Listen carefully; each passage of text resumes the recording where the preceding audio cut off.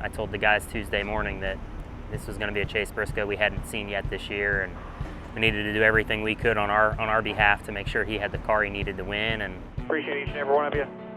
Willing to do whatever it takes tonight. So let's hopefully win a crown jewel at the end of this deal. I'm going to win the Southern 500 as long as the caution doesn't come out. Did not look back. Chase Briscoe wins the Southern 500. God, it's so good, dude. Holy smokes.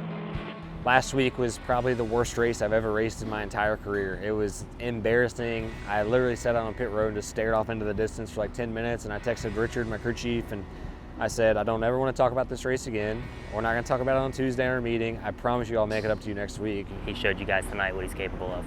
I felt like I watched Kyle lead 300 laps of this race, like 20 to 40 car lengths behind him, and I could like get there, but I could never really do anything with him. And on that one restart was the first time I ever got to start like literally right behind him. And Richard came over the radio and just said, hey, like just ride behind him, because I was better on the short run for sure. And he said, just try to figure out where our car needs to be better and where he's better. And well, I mean, it's Kyle Larson and Cliff Daniels, and you know that those guys, they make the right calls, they make the right adjustments. Kyle does the right things on track, and I just felt like if we could use that as an opportunity to figure out where he was strong and where he was weak, you know, it might help us with the adjustments that we needed to make our car better. Me and Kyle started on the front row together, and I all but cleared him. I felt like I learned something there, just trying to see what he was willing to do and how hard he could drive his car into the corner. And then we came off pit road second right behind him, and I was pumped because I knew that I was going to get another opportunity to do the same thing, and I felt like I learned something. And then they're like, hey, the one car stayed out. And so it completely changed my entire game plan. And really, I was worried because I went from being on the front row to the second row. And you know, normally the outside's the preferred lane, especially if you're third, but when Ross took the outside, I had to take the bottom, and just threw a huge kink into all my plans. So I had just a really good restart. You know, they came off turn two too wide. I was able to get a huge draft off of them, and I knew Ross was going to kind of stack that top lane up, just with him having a couple lap older tires. So I was able to get inside of Kyle, be 3 wide into turn 3, and I just drove her in there wide open. And knew that as long as I got up, I was going to for sure have better tires than Ross, and I could pass him. I just had to get in front of the 5 car. And here goes Briscoe on the inside. The big move from Chase Briscoe. This could be the difference between making the playoffs or not. Yeah, I thought it was a brilliant move. You know, I think it, you know, just God works in mysterious ways, and it was a blessing the way that it worked out. At first, I thought we were in trouble when the 54 got clear of us on the outside, and you know, I was honestly amazed at how well Chastain held on through 1 and 2. But yeah, it was the move of the race, right? It was the move he had to make to get that position, and Chase said it from lap 1 on. If he could get the track position on the 5 car, he felt like it could hold him off, and he held up to his part for sure. This is easily probably the best race, start to finish execution I've ever ran. You know, I didn't get in the wall a ton. I ran the wall super hard. My pit road, everything was good. Yeah, I definitely felt like this is one of the best races I've ever ran in my career, and obviously for it to come out on top and then to do it in a crown jewel race is just mind-blowing. You know, I never thought I would even get a run a Daytona 500 or a Brickyard 400 or Southern 500.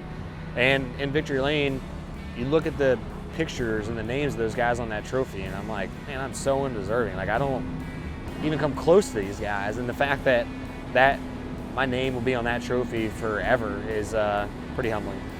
Oh man, it's a dream come true, right? This is a crown jewel win. You know, my first Cup win, Chase's second Cup win. There's a few other guys on the 14 team that have never won a Cup race.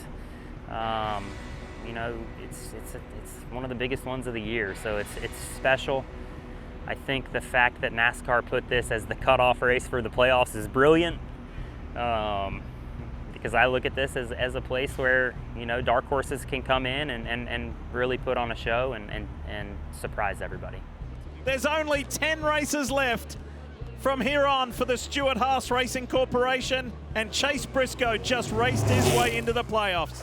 Hell yeah, man. This one's for SHR. Proud of you. Everyone needed that.